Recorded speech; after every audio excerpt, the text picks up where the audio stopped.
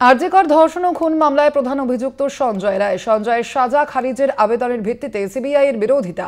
সঞ্জয় রায়কে মৃত্যুদণ্ড দেওয়ার দাবি করা হয়েছিল, আমরা দেখেছিলাম সিবিআই এর পক্ষ থেকে, এবং নিম্ন আদালতের ট্রায়াল রেকর্ড কলকাতা হাইকোর্টে এলেই পরবর্তী শুনানি হবে। আপনাদের জানিয়ে রাখি, নিম্ন আদালতের ট্রায়াল রেকর্ড কলকাতা হাইকোর্টে এলেই পরবর্তী শুনানি হবে। এর আগেই আমরা দেখেছিলাম সিবিআই এর তরফ থেকে সঞ্জয় রায়কে মৃত্যুদণ্ড দেওয়ার দাবি করা হয়েছিল।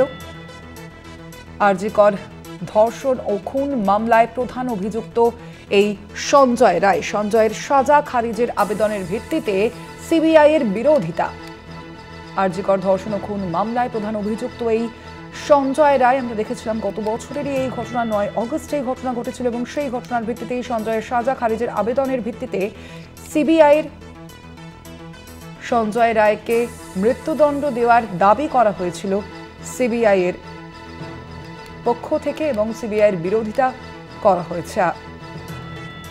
অভিযুক্ত সঞ্জয় রায়ের সাজা খারিজের আবেদনের ভিত্তিতে সিবিআই এর বিরোধিতা করা হলো। সঞ্জয় রায়কে মৃত্যুদণ্ড দেওয়ার দাবি সিবিআই এর।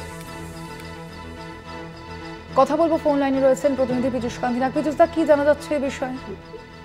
দেখো, আরজিকর হত্যা মামলায় অন্যতম প্রধান অভিযুক্ত সঞ্জয় রায় সাজা খারিজ এবং বেকসুর খালাসের আবেদন নিয়ে কলকাতা হাইকোর্টের দ্বারস্থ হয়েছিলেন, কিন্তু সেই আবেদনের বিরোধিতা করলো সিবিআই। সিবিআই পরিষ্কার আদালতে জানিয়েছেন যে ভিন্ন কাজ সঞ্জয় রায় করেছে, তার দৃষ্টান্তমূলক শাস্তি হওয়া প্রয়োজন এবং তার মৃত্যুদণ্ড দেওয়া প্রয়োজন। নিম্ন আদালত তাকে যাবজ্জীবন কারাদণ্ডের নির্দেশ দিলেন, এবং যেহেতু নিম্ন আদালতের রেকর্ড বা ফাইল এখনো পর্যন্ত কলকাতা হাইকোর্টে এসে পৌঁছয়নি, তাই এই মামলার পরবর্তী শুনানি সেপ্টেম্বর মাসে রাখা হয়েছে।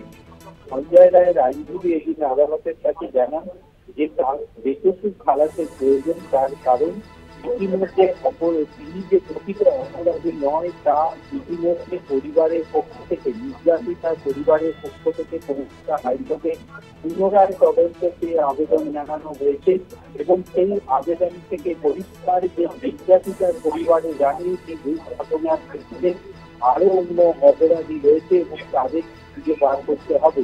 সুতরাং তিনি এক্ষেত্রে অপরাধী নয়, তাই তাকে বেকসুর খালাস করা হোক।